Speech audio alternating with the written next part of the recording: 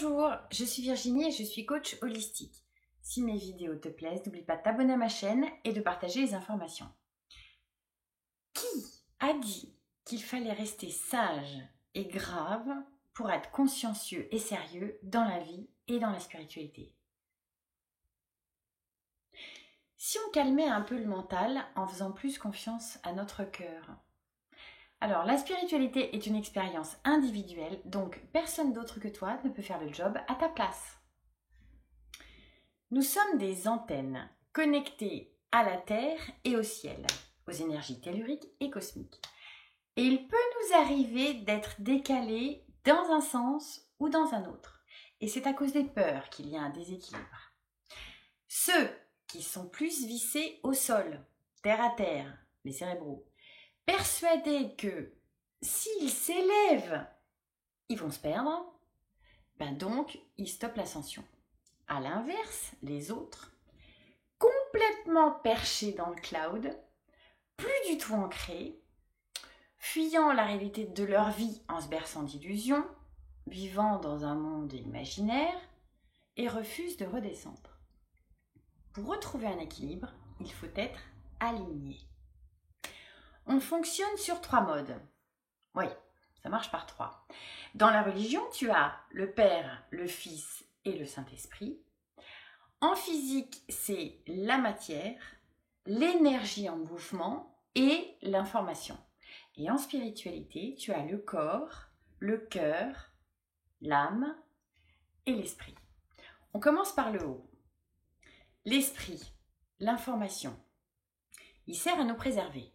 Ok, par contre, quand tu es trop branché sur le mental, tu analyses, rationalises, calcules, dissèques tout avant de passer à l'acte. Tu es frustré parce que tu veux plus de temps, tu cherches l'amour, mais tu trouves rien, tu as des peurs, tu rates des occasions qui se présentent, tu prends pas de risques, des fois que ça soit pire que maintenant, tu es rarement dans l'instant présent, ou tu rumines le passé ou tu anticipes l'avenir, ça rassure. Le mental, c'est comme ton disque dur. Il trie et traite les infos que tu reçois en fonction de celles qui sont déjà référencées et stockées. Le vécu, quoi. C'est l'ego. Quand il te parle, il dit tu. T'es nul. Fais ci, fais pas ça. Il juge. Au mieux, t'avances d'une case et tu recules de 3. Le mental est confort dans ce qu'il connaît et il fera tout pour que rien ne change. C'est la 3D, t'es peinard. Bon, j'ai un peu noirci le tableau, mais c'est pour mieux faire passer le message.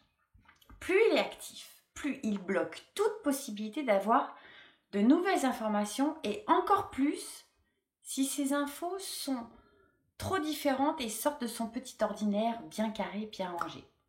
Il nous freine dans la perception de nos ressentis physiques et émotionnels. Et quand ton corps clignote dans tous les sens pour te mettre en garde, il va penser qu'il est encore plus fort et il ne va pas l'écouter. Bon, ça c'est fait.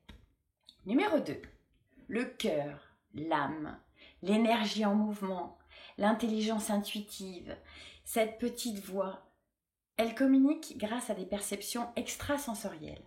L'intuition, la télépathie, les prémonitions, quand elle te parle, elle dit je suis bien, je vais par ici, je me sens bien quand je fais ça, je choisis cette personne.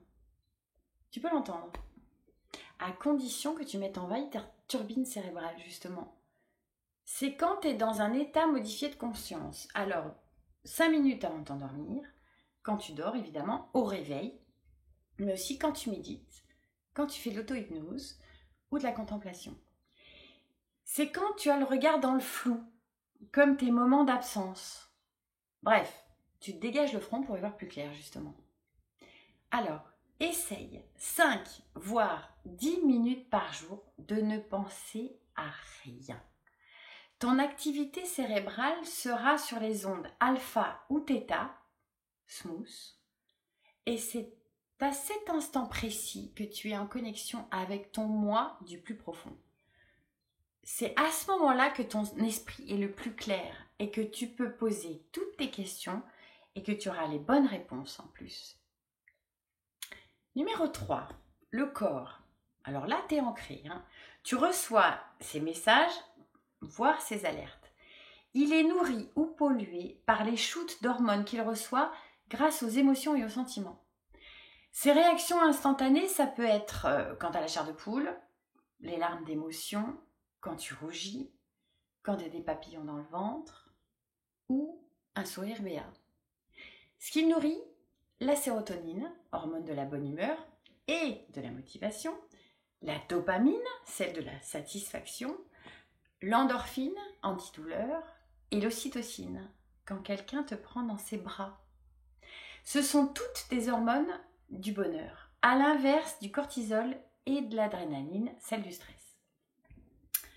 Alors, ça te dit de matcher le cerveau et le cœur ensemble pour être en accord?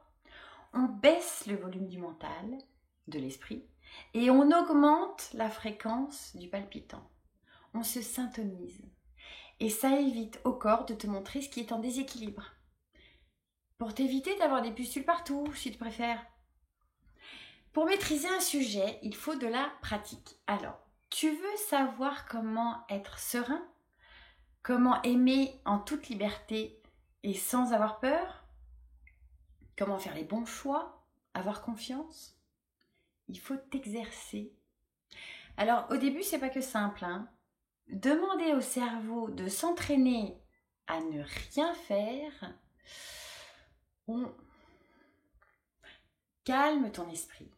Chaque fois que tu te mets en veilleuse cérébralement, tu décuples tes facultés intuitives. Tu gagnes en confiance. Tu as plus de force et une paix intérieure. Ensuite, ose. Passe à l'action. Mets ton corps en mouvement. Fais des activités qui te connectent à tes 5 sens et qui te font plaisir. Alors marche, danse, chante, mange, ris. Câline ce que tu aimes. Oui. Et ça va alléger cette barrière. Ça va te refaire marcher les neurotransmetteurs et ça va te donner du baume au cœur.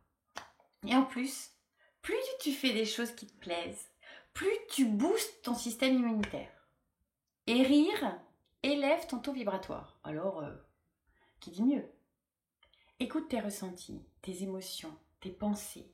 Fais des choix ou prends des décisions après t'être vidé la tête. Si tu penses qu'il faut être raisonnable pour être pris au sérieux, que t'es un saint parce que t'en baves, ou à l'inverse, que t'es méchant parce que tu profites des plaisirs de la vie, tu te gourres. Alors sors du cadre, marre-toi et montre l'exemple. Tu peux te faire respecter, travailler, gagner de l'argent, penser aux autres et à toi, rencontrer des belles personnes. Tout ça sans forcément être trop sérieux et cérébral. Connecte le bas, rayonne du milieu et décapsule un peu du haut. Parce que oui, c'est très important de rire et de se faire plaisir. Plus ton cœur est léger et joyeux, et moins le reste n'a d'adhérence et de répercussions sur toi. Merci de m'avoir écouté. Je vous souhaite tout le meilleur et aussi de suivre un petit peu votre intuition. Merci, à bientôt.